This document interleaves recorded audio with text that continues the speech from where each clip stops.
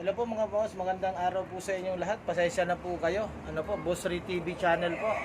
Pasensya na kayo kung ngayon lang po ulit tayo nakapag-video. Ano po mga boss? Ngayon ang ituturo ko po sa inyo mga boss ay ulitin ko lang po yung tungkol po dun sa paano na may nagtatanong kasi. Naituro ko po kasi yung tugang na outlet na kung paano ang connection. Ano po? Ang ituro ko yung apat na tugang na apat na set. May nag-comment po doon mga boss na masusunog daw kapag ka kumuha tayo ng connection dito sa ano na to, dalawang butas. Dapat daw sa wire mismo i-connect. Ang paliwanag ko po doon mga boss, ano po, habang pinapaliwanag ko, iayos na natin ito. Ano po, ilalagay na natin yung mga ano niya, jumper niya. Paliwanag ko po doon mga boss, hindi po masusunog yan kahit na po ang outlet po ninyo o yung pinaka nakasiris kayo dito sa mga butas po ng outlet mga boss, ano po, hindi po siya masusunog kasi po ang kapag gumagawa po tayo ng electrical, siguraduhin po natin na yung breaker natin hindi masyadong sakto doon sa nilalagay nating mga outlet.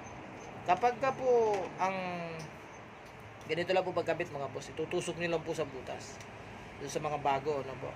Panoorin nyo po ibang mga YouTube ko mga boss para yung iba dyan malaman po natin paano connection po nito. Yung pong tungkol dun sa yung breaker po kasi ng outlet mga boss, pag sa bahay lang po karamihan ang ginagawa po namin, ano po, ang outlet po karamihan niyang nilalagay 20 amperes lang po. Kahit na 6 na set ng outlet pa yan, 6 na ganito, ano po, 20 amperes ang series po ninyo dito sa dalawang butas nito. Kaya ito, tutusok na natin yung una. Kunyari ito yung line 1, ano po, ilagay na natin para makita po ninyo. Bahala na kayo, iba naman dito nilalagay sa kabila para ano, pero okay lang naman kahit magkatabi yan, basta wag lang magkasama sa isang butas. Hindi po masusunog yan mga boss kahit na ganito ang connection nyo, kasi po sa isang ano breaker, kahit 6 na outlet pa yan ang isama-sama nyo dyan, saksakan nyo man yan ng mga electric fan, cellphone, computer, hindi po yan basta masusunog. Yan na po, di ba po, sasaksak natin sa kabila, ito, yan, ganyan lang po mga boss. May patututok natin para kita. Hindi po yan masusunog mga boss. Bakit? Kasi po sa bahay, kapag kayo po gumagawa ng electrical, dapat po mga boss, ito naman kabila, dapat yung pong outlet po nung rep mga boss, may sariling breaker po yan. Ano po? Handa po natin yon. May sariling breaker ang rep. Ang aircon may sarili din po yan. Yung mga nagkakabit po ng aircon mga boss, hindi yan papayag na yung aircon isasaksak mo lang doon sa outlet na nandun na. Ang gagawin po niyan, magpapabili po sila ng outlet na pang aircon, tapos may sariling breaker, ayan o, ganitong breaker yung binibili, pero may saksakan na po dito ng aircon yan. Ano po? Kaya ang laman po ang dinadala po ng isang breaker, itong breaker na to, kunyari ito may panel box kayo, ito kunyari 4 na outlet, ang isasaksak nyo lang po dyan kalimitan, electric fan, cellphone, computer, sound system. Hindi mo yan masusunog mga boss, kasi kapag overload po yung mga outlet po natin, kusa pong bababa ang breaker na 20 amperes, ibig sabihin overload po yon. Kaya hindi niya po susunugin o sisirain itong mga outlet na to, itong ganito natin. Kaya doon sa nagsasabi na dapat daw kapag series tayo dito sa wire na to, okay lang, diskarte nyo po yun, pwede naman po yun. Kaya lang minsan kapag masikip dito sa utility box, kaya dapat ganito lang. Ako pag nagsisiris ako, dito lang. Ito yung line 1, line 2, pagtawid sa kabila, dito naman. Ano po? Kaya hindi po yan basta ang paliwanag, hindi po masusunog yan. Maliban na lang po, kung halimbawa po, ang ano naman po ninyo, bahay, maliit lang talaga. Tapos, ang ang breaker nyo ay isa lang, kagaya lang itong nilalagay natin, yung sample natin, ito mga boss. Lalagyan nyo ngayon ng 60 amperes yan. Eh overload naman, ano naman po yun. Hindi po tinatanggap ng Meralco yun mga boss. Yung, ang tawag yan? Yung 60 amperes pag sa mga bahay. Kahit naman po sa malalaking bahay, kung maraming outlet, siyempre, marami din breaker. Ang alam ko, ang pinakamaraming outlet na dapat mong ilagay doon sa isang breaker, alam ko parang 8 yata o 10 mga boss, ganun lang eh. Pero hiwalay lagi ang saksakan ng aircon, saksakan ng rep, para po hindi kayo magka-problema. Ayan, ayan, di ba po nakasulat na yun, nakatusok na. Tapos tutusok lang natin dito, ganyan lang po yan mga boss. Ano po, ayan, hindi nyo nakikita. Ayan, nakakabit na. Kung may i-jumper pa kayo uli, kung meron pa kayo idudugtong dito naman sa kabila, di ba mga boss? Kaya dapat po mga boss, sa breaker po natin, lagi natin tatandaan, maganda kung gumagawa kayo ng bahay o nagpapagawa kayo, dun po sa mga kakilala ko po, dapat may panel box po kayo. Kung malit lang naman ang bahay, kahit kunin nyo na po ng panel box yung 4 o 6, para may reserba lagi na kung sakaling gusto nyo magpalagay ng aircon, may paglalagyan pa ng breaker nun. Ano po? Pero doon sa nagtatanong, nagsasabi na masusunog daw ito, mga boss, ito masusunog daw itong mismong saksakan na to kapag dito tayo nag-series, hindi dito sa wire.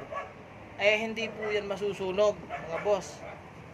Kung masunog man yan, kasama na po buong bahay nyo kasi hindi nag-trip ang breaker nyo.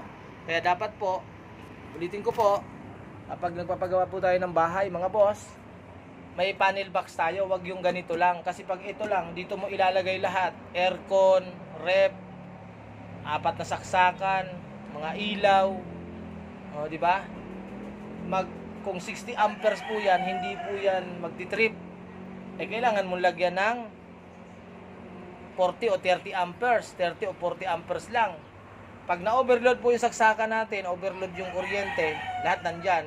Sinaksak mo, aircon, gano'n, rep. Magti-trip po yan, bababa, mamamatay. Ano po mga boss?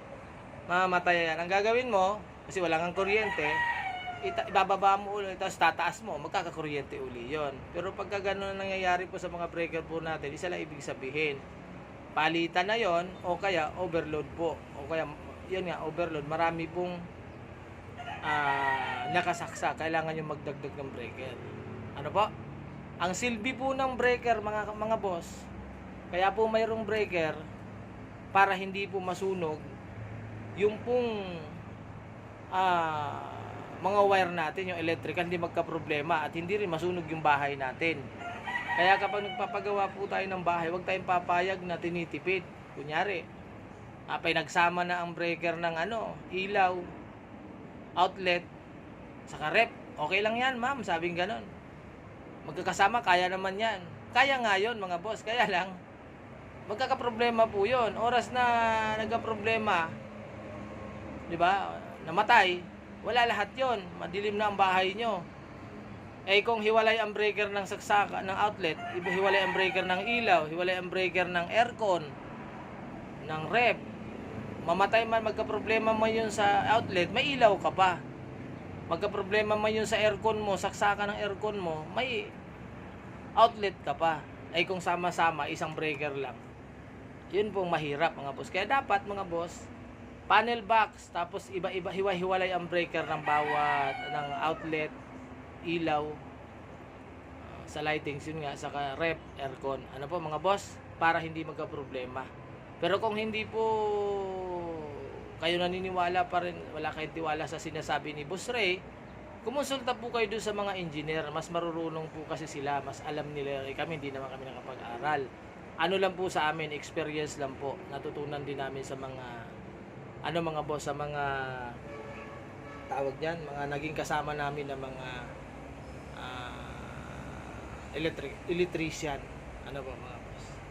Ano po? Kung duda po kayo, lagi po natin tandaan, sa amin po, base lang din po doon sa karanasan po namin. Ngayon kung mga engineer po kayo, siyempre nag-aaral kayo, nasa sa inyo na po yun. Kung ano po yung nalalaman po, yun po ang gawin po ninyo mga boss. Ano po? Sige po mga boss, ingat po kayo at sana po naguluhan kayo doon sa paliwanag ko po. Ingat po kayo lagi mga boss. Ano po? Sana may matutunan kayong konti. Tandaan po natin, kung hindi po tayo sigurado, kumonsulta po kayo doon sa mga talagang lisensyado. Ano po mga boss? Para hindi kayo magsisi sa huli. Pero para sa amin mga boss, ang breaker po, mahalaga po yan sa bahay po natin mga boss. Mahalaga yan. Ito po, kaya isang piraso lang yan kasi wala akong panel box. Kapag sa bahay po ninyo, mayroong panel box. Ito isa lang to. Kumbaga isipin natin na iniisip ko na lang na ito lang sakop niya. Sa outlet lang siya. Ano po mga boss? Pero kung maglalagay naman kayo lahat ganito, tig isa-isa ganon, wag naman, panel box na lang para maganda ang pagkakalagay doon sa bahay po ninyo. Ano po mga boss? Marami pong marurunong, maraming pero diskarte lang po. Ano po? Kailangan diskarte at magtanong din tayo doon sa mas marurunong. Ano po mga boss? Sige po, ingat po kayo. Salamat po sa inyo ng marami mga boss. Ayan, ilagay na po natin. Ayan lang po pag-jumper niyan mga boss. Ayan. Hindi makita masyado. Ayan. Diyan lang, dalawang butas. Ano po? Madali lang po yan. Kung hindi kayo panoorin-ulitin lang po ninyo. Marami naman po nagtuturo dyan sa YouTube. Ayan o. Kung may dudugtong pa kayo, may outlet pang iba dito naman. Sa taas na to. Basta, wag kailangan laging hiwalay. Ano po mga boss? Sige po, ingat po kayo. Mabuhay po kayong lahat. Bye-bye!